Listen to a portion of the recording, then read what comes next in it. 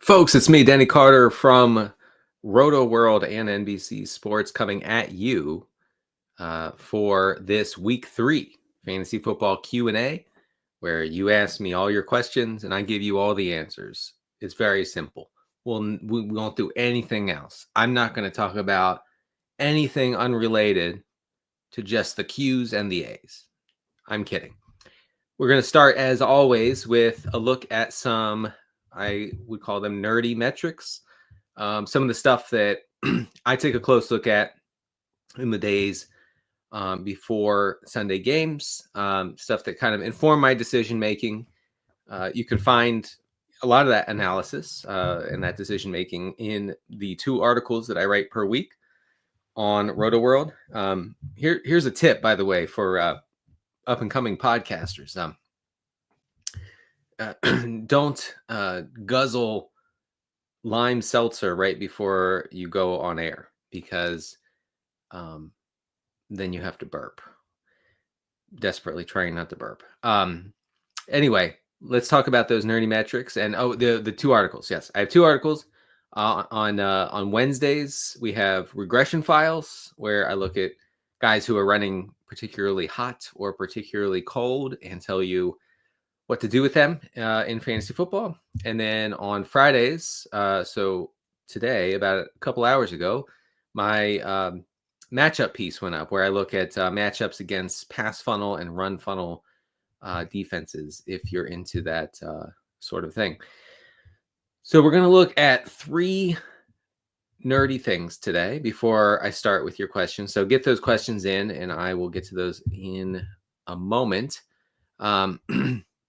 Also, I recommend you tune into the Rotoworld Football Show. We did our Week 3 preview yesterday, me and Kyle and RotoPat. You can find that on the NFL and NBC YouTube channel, and you can find that anywhere podcasts are sold / available. Someone's asking, is this a prison shirt? I'm trying to get it. Yeah, is this a prison issued shirt? I'm glad you like my shirt. I really like it. I'm not incarcerated. I'm a free man, freely podcasting right now. But thank you for asking. I appreciate your words. All right, let's start with kind of a top-down approach. I want to look at which defenses are facing the highest and lowest pass rate over expected. So this is a kind of a nerdy, fancy way of saying, which of these teams is being attacked disproportionately through the air, and which of these defenses is being attacked disproportionately via the run game. The top teams here being attacked via the air are the Raiders, number 1, the Saints, number 2, the Chargers, 3, Titans, 4, and Patriots, 5. Now, the Raiders, that probably doesn't matter here because Marcus Mariota is very likely to start. I'm sure I'll have some Mariota questions here as far as Superflex goes, and I actually think Mariota is a pretty, like, as the Zoomers might say, a very low-key good play this week against the Raiders. But just because the Patriots and Chargers were pass-heavy against Vegas, I don't think that means the Commanders will be. In fact, the Commanders might, depending on game script. If game script goes right for Washington this week with Mariota under center, you're talking about 20 to 25 pass attempts, I think, and possibly less, fewer. So that one doesn't really matter too much. The Saints, I think that does matter. The Saints are number 2 on this list as far as the pass rate over expected that they've faced so far. It's great for JSN, obviously. Cooper Kupp is interesting. I wrote him up in the matchup piece today on the site. Cooper Kupp, 9 targets last week. I think 90 yards. No way to know for sure. But very much involved, like, very clearly the number 2 option in that Seattle offense. So, consider, I don't think last week was a total fluke is what I'm saying. Let's see. Chargers is number 3. I could see the Broncos going really pass heavy this week. And so, like, obviously Cortland Sutton, interesting. But Troy Franklin, I know that, like, Sean Payton likes to rug pull fantasy managers. I get that. I've been there. I've done that. But Franklin's usage is good enough so that even if he gets dinged a little bit with his playing time in this matchup against the Chargers, I think that he should be okay. The Titans are number 4 here. It's Danny Dimes season. I said on the Rotoworld football show yesterday, he absolutely must be in lineups in 12-team leagues. Now, that doesn't mean that if you picked him up off the waiver wire and you have Lamar Jackson, it doesn't mean you're playing Daniel Jones over Lamar Jackson. So please, don't do anything stupid, okay? Or cute. We don't do cute things on this show. I told you get cute, you get the boot. You know that. You knew that going in. But Daniel Jones, you could do a lot worse against the Titans. And then the Patriots being number 5 here. I feel like the Steelers don't have any choice but to just be pass heavy at this point. They have a bad running game. Their offensive line is struggling. So lots of dropbacks for Aaron Rodgers. Is that good for real football? No. Can it be good for someone in the Steelers offense? Yes. All right. Let's go to the bottom 5 here as far as pass rate over expected faced so far this season. The Steelers, dead last. So I would expect the Patriots to try to be run heavy. The Patriots went from mega, ultra, giga run heavy, pass heavy in week 1 to relatively run heavy in week 2. I think that'll continue into week 3. Bills are second here. That's why you saw the Dolphins running so much on Thursday Night Football. The Niners are number 3. I think that will invite the Cardinals to try to establish it against the Niners, whether they will be. Also, this Trey Benson thing, like, I know Benson hasn't been usable and is mostly a contingent option, but he's being used just enough, especially in the pass game for Arizona, that he's just lopping off the upside of James Conner. Excuse me. So, beware there, but I would think the Cardinals will try to be run heavy. Bears are facing the 4th lowest pass rate over expected. The Cowboys are still going to throw plenty. Don't worry. Javonte is a smash. Like the definition of a smash. I said on the show yesterday with Pat and Kyle, I said, you have to figure out a way to get him into your lineup. So a lot of you are going to ask me Javonte or so-and-so. I would guess most of my answers are going to be Javonte. I see him as like a borderline top 5 option against Chicago. The Jets are next here. I would expect the Bucs to get there on the ground. So good for Bucky, maybe good for Rachaad White, who had a touchdown last week. All right. Let's keep being nerdy here. We're going to keep get your questions in. I'm just starting the show with some nerdiness. Okay, running back matchups. We're going to look at yards before contact per attempt. This is closely correlated to rushing production and also lengthy runs, big plays via the run game. So top 5 teams as far as giving up yards before contact. Bears, again, Javonte. Titans, what's his name? Jonathan Taylor is going to go berserk most likely. Bills are 3rd. Vikings, Chase Brown is interesting. Colts are 5th. Colts have given up the 5th most yards before contact per attempt. It makes me think Pollard is not an atrocious play, although he's just not getting that pass game involvement we thought he might. Just a quick mention of the Steelers here. So Ramondre, not Travion Henderson, has a good matchup here. All right, we're going to go to the bottom of this list to see the toughest run defenses in the league through 2 weeks. The Browns are dead last in yards before contact per attempt. They're actually giving up negative 0.36 yards before contact per rush. That's crazy. Of course, that'll even out slightly over time, but Josh Jacobs is in a bad spot. You're starting him. Just know that, okay? Patriots are 2nd best here against the run. If Jaylen Warren's going to get there, I think he's going to have to do it via the pass game. Aaron Rodgers said, we have a blurb actually on Rotoworld this week. Aaron Rodgers said we want to get Jaylen Warren more involved, more targets. We have that going for us, which of course is nice. Chargers are third toughest. And like I said, I don't know why you would want to play J.K. Dobbins. I in a couple of leagues I actually have to. Okay, I have no choice but to play J.K. Dobbins. Whatever. You can't play Harvey or obviously Tyler Bidet. Packers are fourth best. The Judkins thing I think is somewhat real, but almost could not be in a worse spot for this week. The Raiders have actually been really good against the run. Of course, they played two teams without much of a rushing attack, but they are fifth best. So JCM, Bill, as the kids are calling them, not in the best spot. And just real quick, the Cowboys are right outside the top five as far as best teams against the run as measured by yards before contact. DeAndre Swift does not have a good matchup this week. I hate to tell you.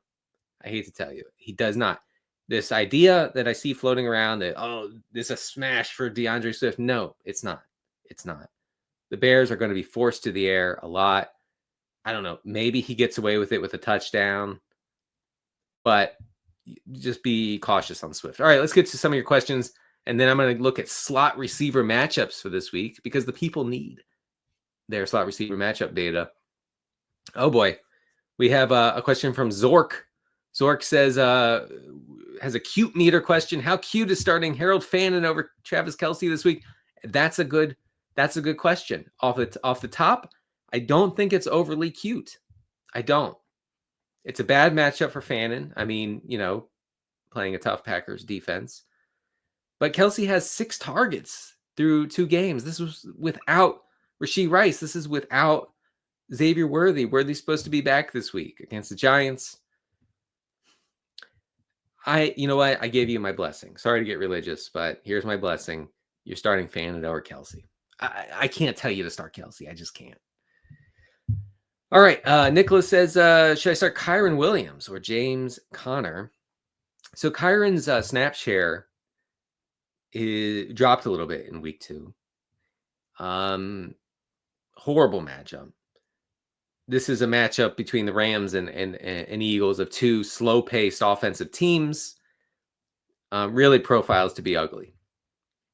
So both guys, I think, are pretty touchdown dependent. I know what I just said about James Conner. I know. I did not forget over the last 2 minutes.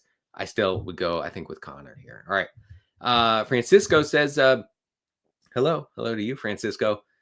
Ricky Pearsall or Wan'Dale Robinson. So I wrote up Wan'Dale Robinson in the regression files because I saw, folks were thirsty.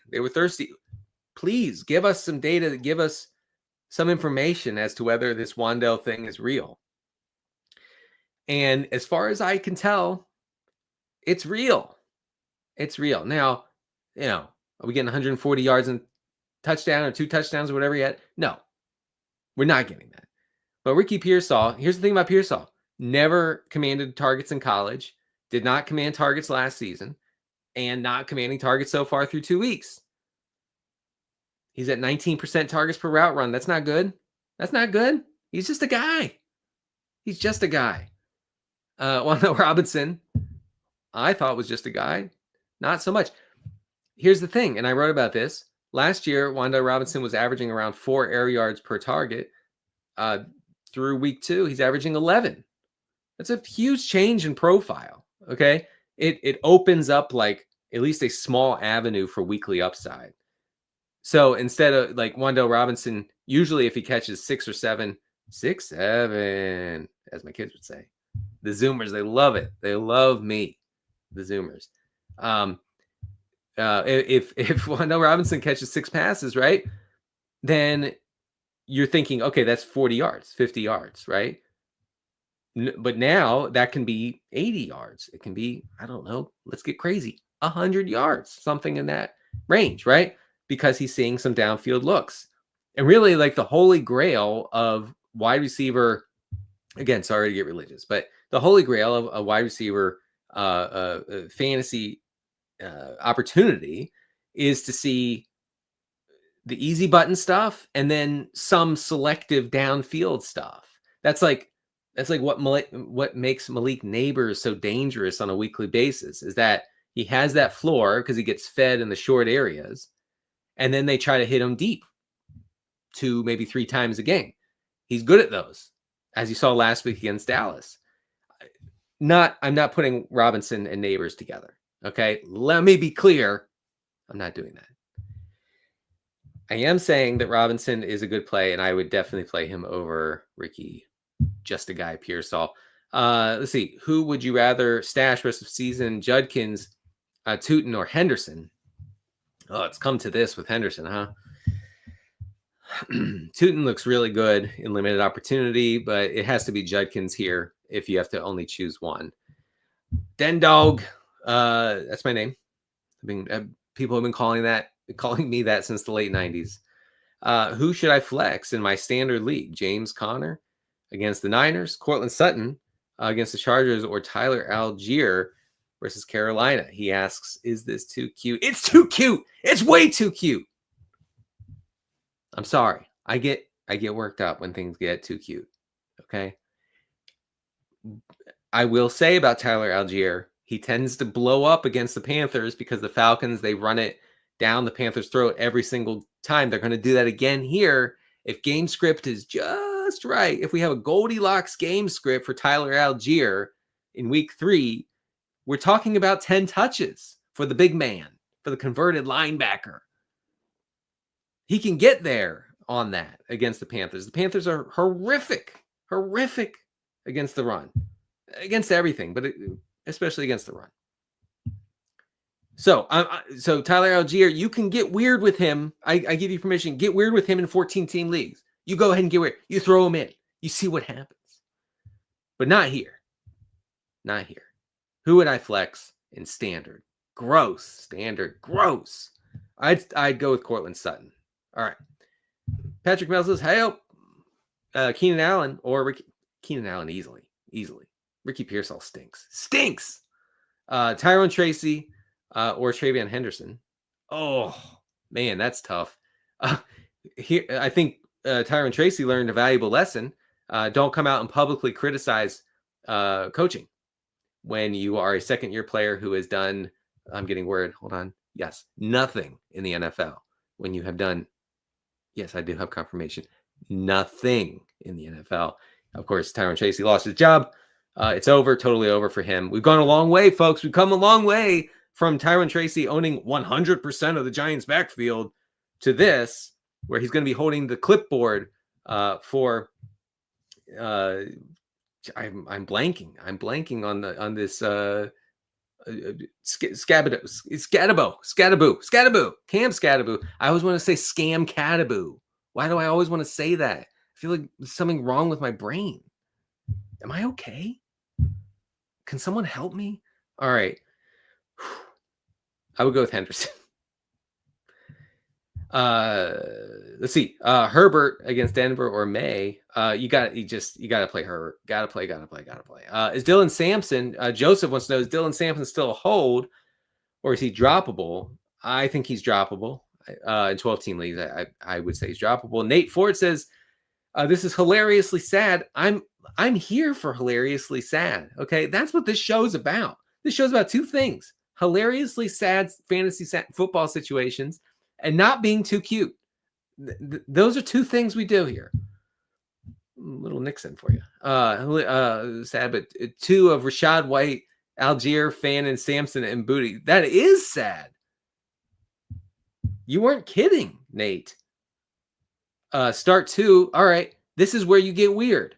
This is where you get weird. You throw in Algier and you play Fannin. There you go. You're fine. All right. I've never been less blurry. So I thought for a long time, I thought my computer camera was not good. It may be my internet. We're looking powerfully into it. Okay. Just extreme. No one has ever looked more powerfully into anything than I am into my internet speed. I was on the phone all morning about it. All right, sit 1 between Sutton, McLaurin, DJ Moore, Rashid Shaheed. I'm sitting. DJ Moore's in a good spot, folks. I hate to say, I'm going to get into the nerdy stats in a second to show you why. He's in a good spot. I truly hate to say it. You can't bench Moore in that offensive environment. McLaurin with Mariota is going to suck. All right, you got to play Sutton. You got to play Moore, and then you'll play. You play Shaheed. All right. Let's see. Is Caleb Williams the Dak Prescott of Kyler Murray's? I don't have the brain processing power to think about that right now. I'll say yes. Would I start Judkins over Algier? I would. It seems the Falcons will run it 80 times. That's analytics. That, sir, is analytics. Thank you for bringing that into the show. Jerry is in the chat. PPR need an RB2. I pick 1 between Judkins, Tracy, and Pacheco. Pacheco's done for now. Done. Not getting the goal line stuff, not running the routes, not seeing what is it you do around here exactly, Isaiah Pacheco? I think he's still recovering from, I don't know, his broken leg. It takes guys 2 years. Ask Tony Pollard. It took Tony Pollard 2 calendar years to get over that broken leg. And it's not a criticism, okay? You know how many? It would take me 11 calendar years to recover from a broken leg. So no shame. I'm just saying. Guy breaks a leg and he's like, oh, well, he'll be back in 6 weeks. No, he won't. I mean, yes, he'll be on the field, but he won't be doing anything. Anyway, Pacheco, you literally cannot play him. Yeah, I go with Judkins here. All right. Doc. He calls me Doc because I play a doctor on the Fantasy Football Happy Hour show. Salute to you for whatever reason. Javante over Chase Brown. Yes. Alicia is in the chat. Full PPR, Abuka or Worthy. Well, Abuka has missed a lot of practice. I know he was seen on Friday. If he plays, I think it's Abuka. And then Alicia asks JCM versus Hampton. I would go Hampton and then choose 1 between Hampton, Sutton, and Ridley. This is complicated, Alicia. Sutton. All right. Napoleon says he came to see how the sausage gets made. Yeah, right. This is and I'm going to give you some data that makes the sausage. Right after I answer this, George is in the chat. George says, should I trade Tony Pollard and Worthy for Breece Hall and Pearsall?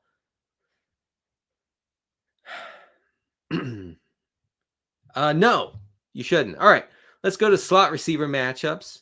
And what we're going to do here is we're going to look at completion rates over expected on slot targets.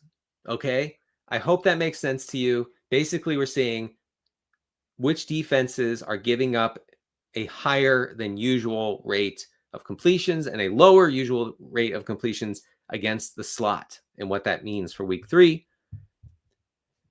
All right, the Patriots. Patriots are by far giving up the highest completion rate over expected against slot pass catchers. This would seem to benefit DK Metcalf, who's playing from the slot a fair bit. It would also be good for Jonnu Smith. So that's something to note. The Bears are giving up the second highest completion rate over expected against slot receivers. CeeDee Lamb is going to cook these guys. Cook. It's over.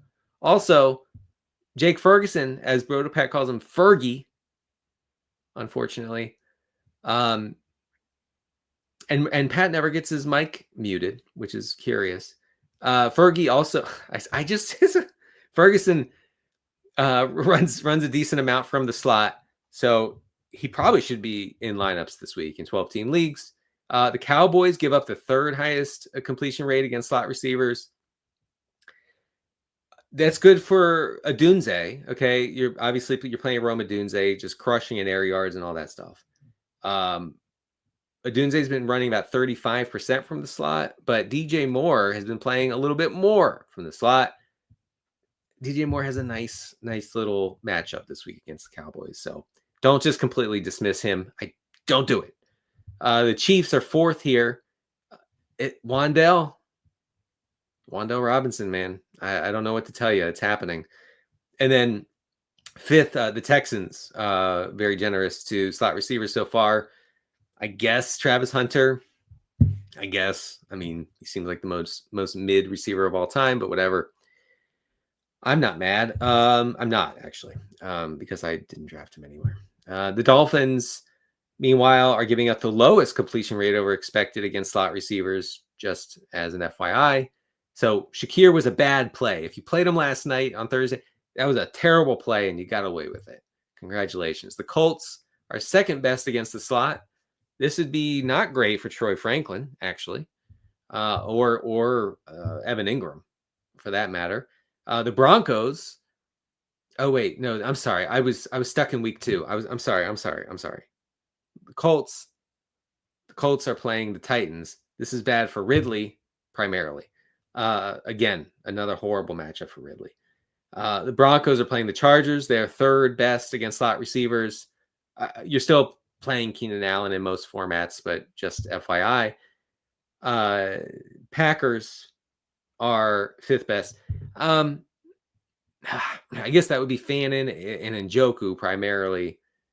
So I don't know. I get a little worried about the Browns, any Browns this week.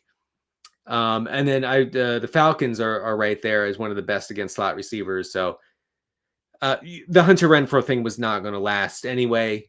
Bad spot for my guy Renfrow, who is probably smaller than me. Anyway, no shame. Hunter Renfrow's game. Let's get to your questions. Francisco's back in the chat. Mason or ETN. Jordan Mason, he checks every dork metric box there is, okay? And now he's going to get the whole backfield workload with Aaron Jones out. Excuse me. I have to drink from this enormous bottle of seltzer. I'm so thirsty. And so he gets the whole workload. Mason, to me, like Javonte Williams, is a gotta play situation. Just, you have to. Over ETN easily. Let's see. We have Sutton, Debo Samuel, or Pickens. Choose one. I guess Sutton. I already answered that one. Flexually frustrated. PPR Ibuka if he plays Worthy or Juwan Johnson. I'd go with Ibuka. If he plays Warren or ETN, PPR.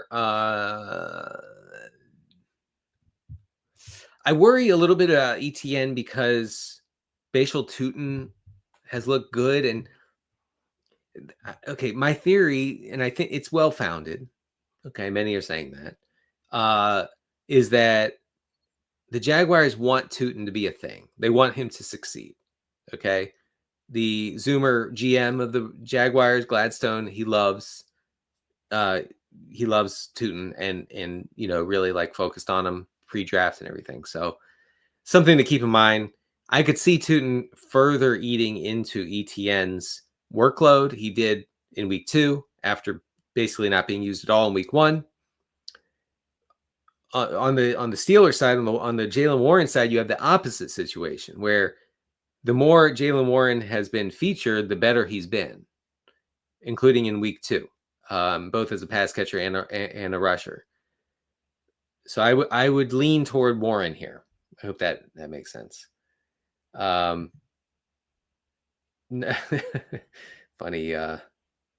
guy. We have some funny folks in the chat.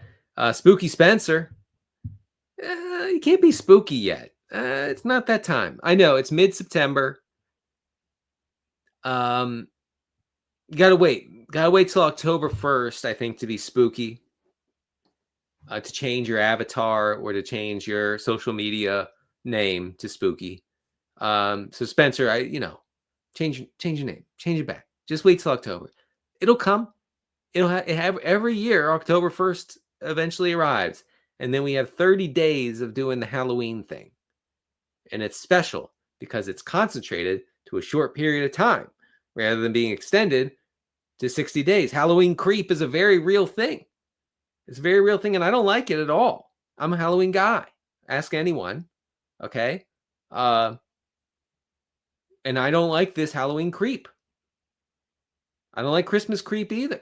We'll talk about that during the holiday season. Njoku is strange rest of season. He says seems that Njoku is splitting more and more work, while Strange might have some upside. I tend to disagree. I actually would say Njoku. Dimes or Dak, or is that too cute? It's not too cute, but it is a little cute. I'm not going to boot you from the chat. You get cute, you get the boot. That things of that nature. But I would still go Dak. Okay? Yes, Dak. Also, like you want players from this Bears Cowboys game. This Bears Cowboys game is going to be weird. Okay, it has a 50-point total. We don't get that much anymore. Okay, like that's like a throwback from like the COVID era, and that's cool and good for fantasy. So that's why, like, if you have to like break some ties, like you throw in DJ Moore, right? You definitely are playing Pickens, Ferguson. I'm trying to think of like secondary and like tertiary players. Cole Kmet, if you're just completely desperate at tight end, you throw him in there because Colston Loveland, not a thing so far. All right, Martin says, who do I flex between London, Brees, Jordan Mason, and Jacoby Myers? Wow, that's an embarrassment of riches. You should be humiliated that you have such good players on your roster. These are all really good plays. Like I said, I have a lot of trouble benching Jordan Mason. The Bengals rush defense is kind of middling. It's not great. It's definitely not terrible. I hate to tell you to bench London, man, but I will. Mason. All right, April's in the chat. Please help. I have to help now. Please help is in all caps with an exclamation point. I've been given no choice but to help. 12-person full PPR. Need a flex between Quentin Johnston. Sorry, I had Judkins on the mind. Quentin Johnston and Hunter Q Renfro the fourth. You got to go Johnston. I'm sorry. I cannot do it. All right, Johnson. PPR, Terry McLaurin or Marvin Harrison. Woof. That's tough. I mean, you got to go Harrison. Like I said at the top of the show, Mariota, there are scenarios where he only throws 20 passes in this game, right? None of them, or very few of them, downfield for McLaurin. I think Deebo Samuel can survive as like a wide receiver 2-3 here. With McLaurin, I mean, you're starting him and you're hoping for a touchdown of some length. And with Harrison, I think that okay, let me tell you something about this Niners-Cardinals game. Let me tell you. You're going to listen because I have the floor. The Niners and Cardinals have the first and second highest offensive pace through 2 weeks. So this could be a game that has lots of plays. And what does that mean? Lots of play volume means lots of dropbacks, lots of carries, lots of targets, lots of all the things that we enjoy. Okay. The opposite of that game would be like Packers-Browns, where we're not going to get many plays in that game. So you're gonna need to rely more on the big plays for players in that Packers-Browns game. This game, I think a guy like Harrison can get away with it. Harrison, he's not good. Let me be clear. Marvin Harrison, not good, never been good. But he's a better player than Terry McLaurin. Who's the best IR stash between Christian Watson, Jalen McMillan, Jaden Reed, Jalen Coker, or Ayuk? I'd say Ayuk followed by Coker. All right. Let's see. McGonigal. Happy to have you in the chat, McGonigal. Half PPR. I love I love when someone tells me it's a half PPR league and then they ask me a quarterback question. That's like my favorite thing. You don't even know. That's fantastic. Thank you for that. Got Daniel Jones, May, and Nix at a Superflex league. I can't bring myself to start Danny Dimes. Indiana Jones, you can't bring yourself to start the second best fantasy quarterback there is in the game. Trying to work out a trade to improve my wide receiver core, currently starting Tyler Warren in my flex over Judy. I'm sorry. Wait a second. Now, Lamar Jackson is the only guy, the only quarterback averaging more fantasy points per drop back than Daniel D. Dimes. And you're telling me you can't start him against the Titans? The Titans stink. The Colts had one of the highest implied totals of the week. Come on, man. Come on. Daniel Dimes is a better a play than both May and Nix. Bench Nix. Get him out of there, man. Are you kidding me? Come on. I feel very strongly about this, obviously. All right. Nate's in the chat.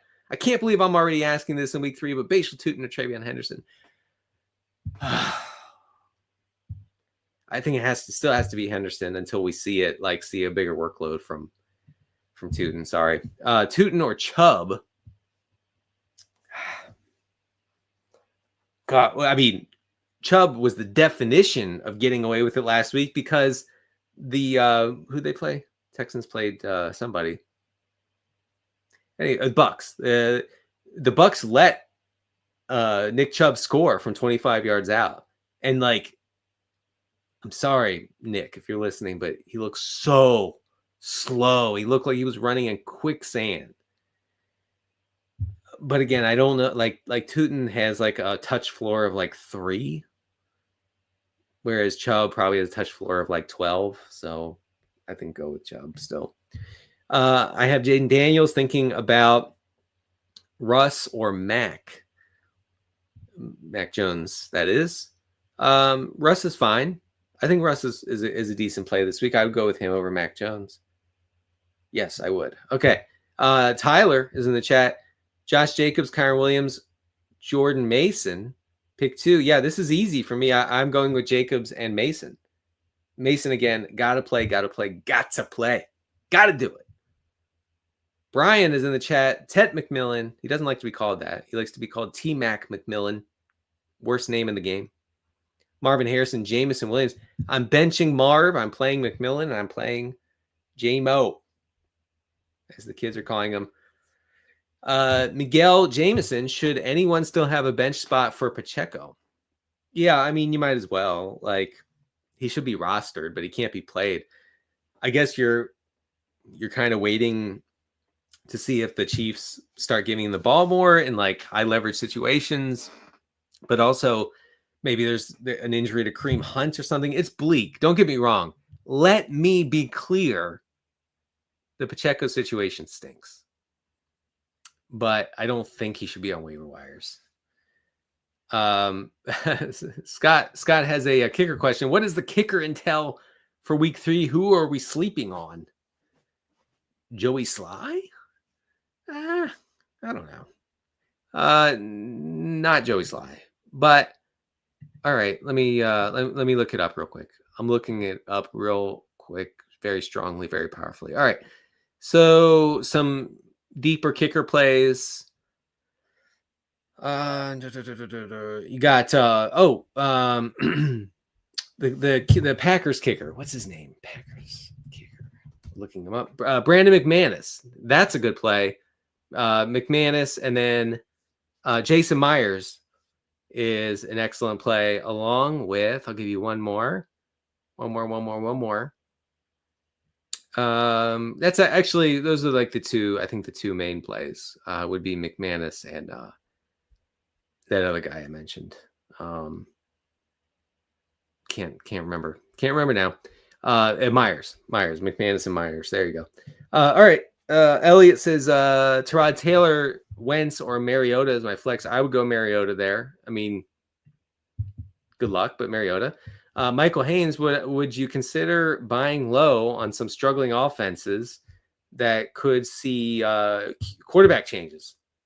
Vikings, Dolphins, etc. Well, if the Dolphins change quarterbacks, Michael, it's going to be to Zach Wilson.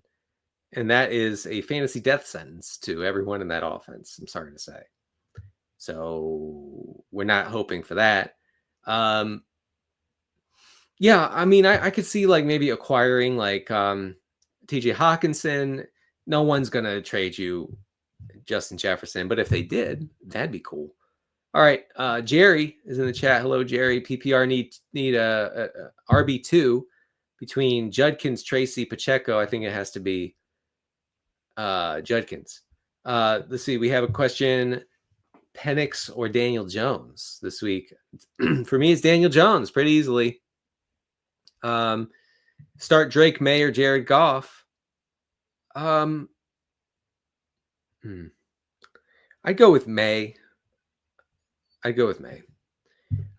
right. And Matt says, Dr. Denny, streaming a quarterback in Superflex with Fields out. Which one of Wentz, Mac, Bryce, or Mariota? Bryce lost 2 starting offensive linemen this week. It's tough. I actually would start Mariota over Bryce. I would start Mariota over all those guys. Gremlin Brotherhood says the 6-7 might be the top cringe moment of 2025 award. I appreciate your nomination. Thank you to the Gremlin Brotherhood. Let's see. Which question here? Which of these running backs is a good stash? Najee, Corum, Ollie Gordon, or Gainwell? Gordon by far, followed by Gainwell. You know, I know Gordon scored a touchdown last night against the Bills. I know he saw some involvement behind Achane. He's still like a contingency monster, okay? Because this whole Dolphins offense right now is just Tua checking down to the running back, right? Right now it's Achane. If Achane misses time, Ollie Gordon steps into that role. Jalen Wright still injured, even when he comes back, who cares? That sort of situation. Yeah, I mean, if you can stash Ollie Gordon, you do that. And you can go back in time and thank yourself and thank me for telling you to do it. All right, Jacob is in the chat. Juwan Jennings or Terry McLaurin. I know Jennings is a little bit banged up, as Jacob references here, but I would easily start Juwan Jennings. Elia says Denny loves using a backup quarterback as his fulcrum. LOL. For college, Badgers versus Terps. I don't know. I mean, I went to Maryland, but I don't care. Let's go Terps. All right. Let's see. Perry says, would I drop Kyler Murray for Drake May? Yeah. I mean, I would play May over Murray this week. Kyler's not good, man. I don't know what to say about that guy. Long time from Gremlin Brotherhood. Looks like you are calling in from a prison. Are you serious? This is a nice t-shirt from H&M. What do you want from me? It's the last time I wear this. Jeez. Tough crowd. Pick one kicker. All right. Cam Little against Houston. Matt Gay against the Raiders, or Spencer Schrader against the Titans. I would go with Schrader, I think. Yes, Schrader. Okay, QB apocalypse situation. Wentz, Russ, Gino, or Tyrod. That's a horror movie. Speaking of spooky season. Russ. I think I'd go with Russ. Nick has a kicker question. I love the kicker questions. Keep them coming in. Everybody's always embarrassed to ask kicker questions, okay? Because for some reason, kicker is not considered a real position in fantasy. The position that should have been booted, like from DFS and from like regular redraft leagues a long time ago, was defense. We really missed the ball there. Like, defense is the one that's totally unpredictable, that hinges entirely on unpredictable events in games. Whereas projecting a kicker's opportunity is pretty straightforward. Does the team have a high total? Is the team favored? Are they in a good spot? Are they in a place where weather won't affect the kicks too much? If yes, and yes, and yes, and yes, then good kicker play. Anyway, so everybody should play kickers, but they don't because they are tough guys. Roll with Jake Elliott rest of the season or grab Schrader off waivers. I mean, Elliott's fine. I mean, lots of positive game script for the Eagles, so there you go. Pick one. Let's see. Pick one wide receiver, one flex. Troy Franklin, Abuka. Oh my gosh, you listed 50 players, man. One receiver and one flex. All right, you're gonna play Abuka and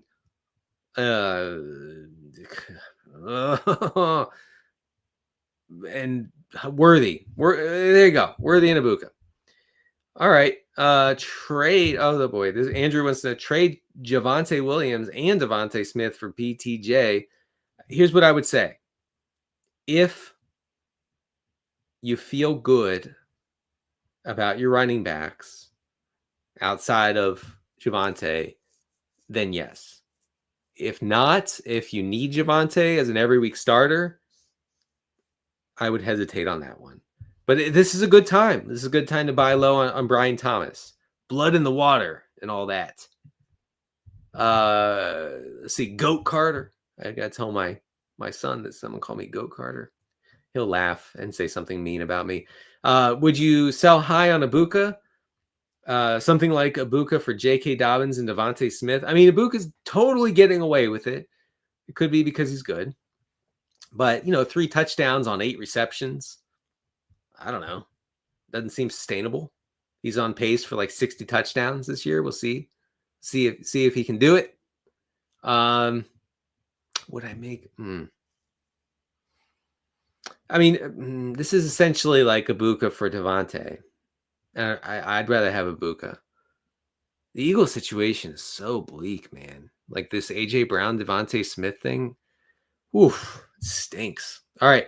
Ryan says Caleb Williams or Kyler Murray. It's Caleb. Again, I really think you're going to want to start players who are in this Cowboys Bears game. It's going to be weird. It's probably going to be a shootout. It's going to be a barn burner. The barn is going to burn. And you want to be part of that. I know it sounds bad. It doesn't sound fun at all, actually. But it is. It's good. The barn burning and whatnot. Let me just look at the teams with the highest games with the highest totals this week. We have Lions Ravens at 52.5 right now. It opened up at 49.5. It's up to 52.5. So you want to get your guys in that game. Cowboys Bears up to 50.5. It started at 47.5. So that's 3 points is significant there. 45.5 point total for Broncos Chargers. That could be fun. And then here's a weird one. 45.5 point total for Chiefs Giants. Could do worse. Giants have a 20 point implied total. Giants are going to win easily. Things like that. Down at the bottom here, we have the Saints and Saints and Seahawks at a 41.5 point total, just FYI. And then the also 41.5 point total between the Browns and Packers. That profiles as a really ugly game. I do want to say, I mentioned on Fantasy Football Happy Hour in my Flexual Frustrations bit. It's not a bit. I'm a real doctor. Don't call it a bit. It's a segment is what it is. Dontavian Wicks is interesting. I know. I get it. He dropped the ball last year. I can't play him. Well, that's what happens. All right. Like, you're not playing Jerry Rice. You're playing Dontavian Wicks. 30% of the air yards last week. You can't eat air yards. You can't feed them to your family, but you can try. So just consider Wicks. All right. Oh, here we go. Does an injured Tucker Kraft and Jaden Reed mean Romeo Dobbs is going to get a lot more targets? That, Jake has a point. Jake is making a good point.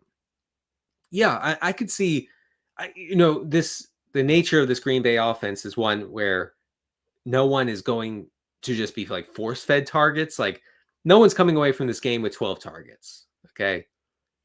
But Dobbs has a chance to lead the team in targets for sure. Here's one. Greg, Hampton, JCM, or Keenan Allen in half PPR. I'd have to go with Keenan Allen. JCM is in a bad spot. I know. Let's see. Brian Thomas or Devontae Adams. That's a tough one. If Brian Thomas plays, he was a downgraded to questionable on Thursday. If he is a full go for Sunday, I would still play Brian Thomas. I'm not ready to do that. Should I trade McMillan for BTJ? Yes. The blood is in the water. I watched a lot of shark movies this summer with my kid. A lot. Documentaries, Jaws, and all the sequels. Horrible sequels. Wow, those sequels are bad. Jaws 2, 3. I mean, 3 is unforgivably bad. Although it is fun when you watch it in 3D. There was this thing in the mid 80s where every horror movie wanted to be 3D. Like Friday the 13th has a 3D version of it's Friday the 13th Part 3 in 3D. And you put on the glasses and things come out at you and it's fun. If you can get into that mindset, it's fun. The Jaws 3D. Anyway, blood in the water. Get Brian Thomas. Elia disagrees with me on Pearsall. Pearsall is still in his rookie calendar year, whatever. Playing with a second string quarterback. Well, he's bad with Purdy too. He's bad with Mac Jones. Never been good. Just a guy. Thoughts on Justin Jefferson and Breece Hall rest of season? They'll be fine. Justin Jefferson will be fine. Breece Hall, a little bit game script dependent, but I'm not too worried about it. Perry, would I try Ibuka, Chubb, Murray for Hurts? I mean, if it's one quarterback league and you're okay at receiver, sure. Dr. Carter, salute to you. Would you sell high on Ibuka? Need a running back after injuries and missing on Caleb Johnson. If Ibuka's like your wide receiver 3 or 4, maybe. We have to remember that Chris Godwin is coming back at some point, like not too far from now, maybe 2 weeks from now, 3 weeks. Once he comes back, I mean, he's going to take probably snaps and routes away from Ibuka. Bump him out to the outside. I'm not saying he can't succeed, but another mouth to feed, things of that nature. So if you're going to sell on him, then do it now. Yeah. All right. I miss the days when running backs were the fastest players on the field. Sometimes they are. Devon Achane's the fastest guy in the league. Jaden Blue, if he ever plays in the NFL, very fast. But yeah, I mean, like the days of like Chris Johnson are over. I mean, Derrick Henry is insanely fast when he's in the open field. Like no one catches him. He's like as big as a bus and no one catches him. Let's see. Please note, Dr. Dennison. That is my full name. Thank you for being formal. I will be deferring to you since you got Matthew Berry. Since Goatberry was a bit too crazy this week to bench Sutton with his Chargers matchup and Troy Franklin uprising. I'm a little confused by that question, but thank you for watching Fantasy Football Happy Hour. Christian says, Ladd, Dobbins, James Conner, or Wandell. Pick 2. Okay, I will. I'll do it. They'll test me, is what I'm saying. I still played Ladd McConkey. a little bit concerning profile. I'm going to be straight with you. McConkey only being targeted on about 20% of his routes. That's not what we signed up for. I feel like the Keenan Allen signing was somewhat disastrous for Ladd McConkey. And my guy, Kyle Dvorak, the ultimate Zoomer, didn't want to admit that. And I get that. There are things I don't want to admit. Okay. Ladd McConkey, obviously a Zoomer psyop. Keenan Allen, an upstanding millennial gentleman. And he's better. And he could be the wide receiver 1 for the Chargers all season. But you play Ladd and you play Wandell. There you go. Billy Harris says, is Romadunze the 2024 version of all right. Is he going to be Brian Thomas Jr. from last year? He could be. Ben Johnson seems intent on using him across the formation, intent on giving him some easy button targets, and then throwing in some downfield looks for Odunze. He definitely, that's a good comp, Billy Harris. All right, guys, 2 minutes left. 2 minutes. When will the mainstream media come to grips with Alec Iomaner as the Titans wide receiver 1? I said this on the Rotoworld football show on Thursday. It's happening. It's already happened. You think it's going to happen. It's already happened. It's over. Chicken Little, who drafted Calvin Ridley in every league, says the sky's falling. The sky's already fallen, Chicken. It's over for you. Ridley, wide receiver 2. Iomaner, wide receiver 1. Iomaner's good. He's just good. Oh my gosh. I saw someone online was so mad about that Cam Ward crossbody throw. Incredible throw. Like, probably will go down as the best throw of this season. And it went for a touchdown to Iomaner last week. And this person online was so mad about it and was like, Cam Ward should have been punished for this decision. What are you talking about, man? Live a little. Have a little fun. Not everybody has to be boring. Not every quarterback has to be boring like Patrick Mahomes, the most boring quarterback to ever live. Jalen Hurts, boring. Okay? Josh Allen, boring. Cam Ward, not boring. Fun. Andrew says, I need to drop 1 for a quarterback. I didn't mean that thing. Josh Allen, not so boring. Joe Burrow, super boring. Super boring. Of course, he doesn't ever play, so who cares? I need to drop 1 for a quarterback. I have Fields. I'm going to get Michael Penix. So drop either Braylon Allen, Ayuk, or drop Braylon Allen, man. Wow, that guy's terrible. All right, a few more here. Michael says, trying to decide on my flex spot, DK Metcalf or Mike Evans. I'd still go with Mike Evans, folks. Sit 1 on Monday night between the Lions and Ravens. Popcorn, chips, or a cookie. I'm sitting. I'm sitting popcorn. You get a little sweet, a little salty with the cookie and chips. That's my process. Okay. The spreadsheets say you hammer cookies, you hammer chips. All right. Drake Mayer, Caleb Williams. I'm going Caleb. Caleb Williams, who I do not support, is a great fantasy option this week. Okay. I'm intellectually, I'm going to be honest with you.